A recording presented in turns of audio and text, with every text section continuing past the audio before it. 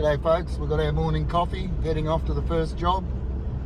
Merrily and Bruce, there's some older customers and we'll be seeing 3 horses there.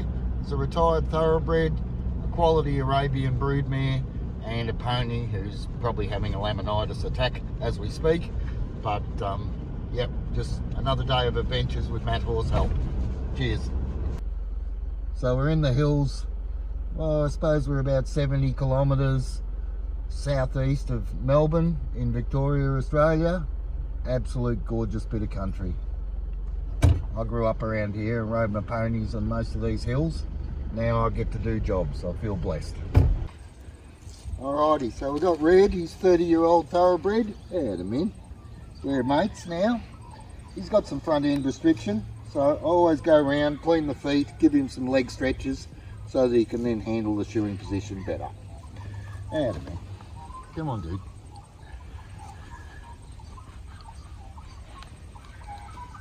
And while I'm at it, I usually pick the feet out. Saves me doing that when I'm got the tools up.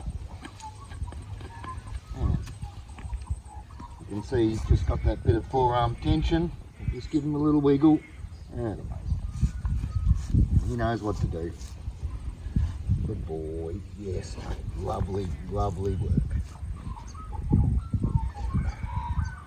So rather than waiting until they misbehave or are uncomfortable in shoeing position, I'd rather give him some comfort now. That'll lad. Good boy.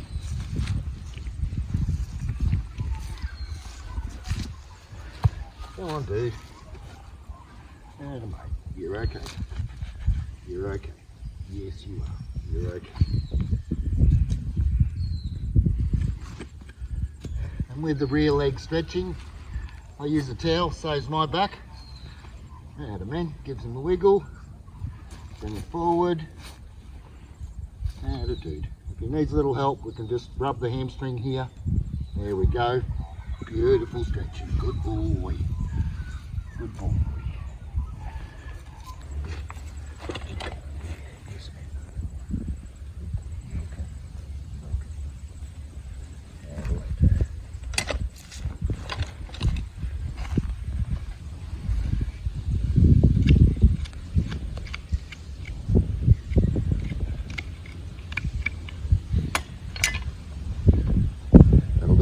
I like using the stand. Not only does it save my knees, but I'm also able to have the horse more comfortable. If I was having him on my knee, I'd have to bring this back leg out further, so this way he can stay more under his body, have more comfort. Don't forget he is 30 years old. I'm going to indulge him a bit, and I can still get my work done. So that's another advantage of using a stand.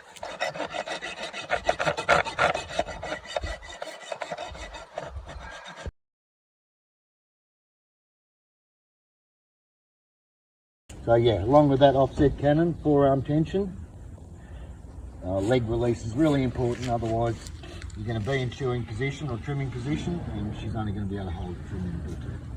Come on, go. You're okay, you're okay. Just keep working this tendon here.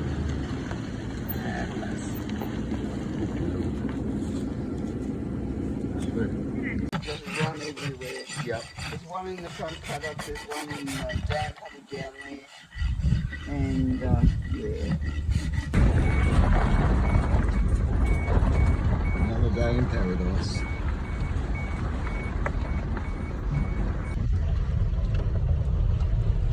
Beautiful country. Alrighty, we're not far from the next job. We're in Upper Beaconsfield now.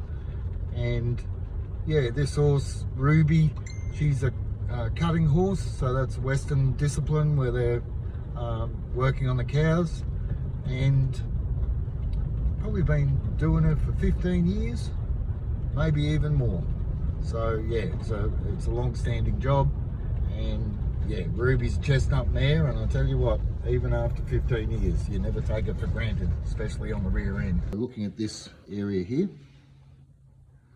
there we go. So when we see this dip in here, we know that there's some hind end tension, usually coming from the stifle, but it doesn't mean that it's originated in the stifle. In the case of this horse, she gets very tight in the hamstrings.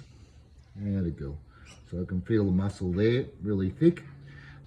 Look how close the hocks are. So this is the quarter horse heritage, but also the horse compensating with groin tension inside there for some hamstring work. She did cop an injury on her opposite side, just above, just about here. And yeah, older horse,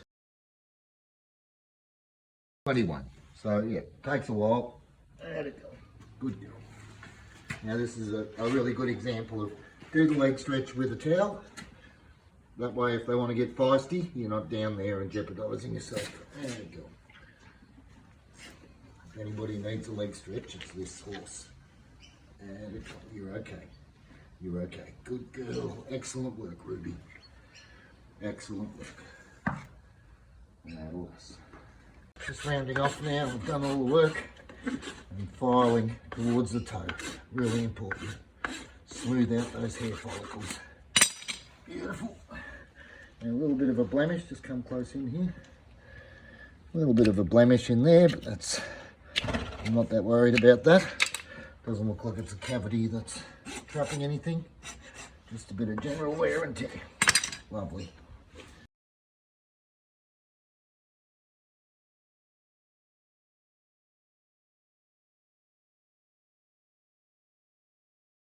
Rock and roll.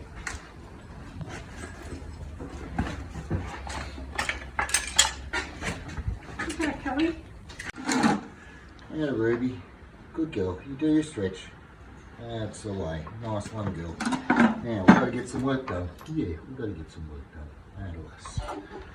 These quarter horse types, as we were saying, usually quite close in the hocks on account of extra musculature here. I'm sure if you've done a few quarter horse mares and you try and get them out here and you get sucked in and they're battling, these days I prefer to hold them where they're comfortable. Now, as previously discussed, they cop more wear on the outside. So I just want to talk about the bars. So the bars give strength. So I want to leave this bar as much as I can, and I actually want to trim this bar down a bit more because we've thinned out the wall here, lowered that bar. Sounds bad, but I'm weakening this foot, so this side of the foot, so this side can get stronger. And you'll always find this heel will be higher, and every now and then, a bit of 45 action here. So I've lowered the heel there. I haven't lowered it so much here. I've made it level with the other side, but I've lowered that because these setups can get very pigeon-toed. So you see that bar's almost smooth there. I know that'll cause a bit of consternation, but I'm leaving this bar intact because this is giving strength to the weaker side of the foot. Alrighty folks, so that was a day in the life with Matt HORSEHelp. Hope you enjoyed the video. Please don't forget to like and subscribe to the channel. Thanks so much.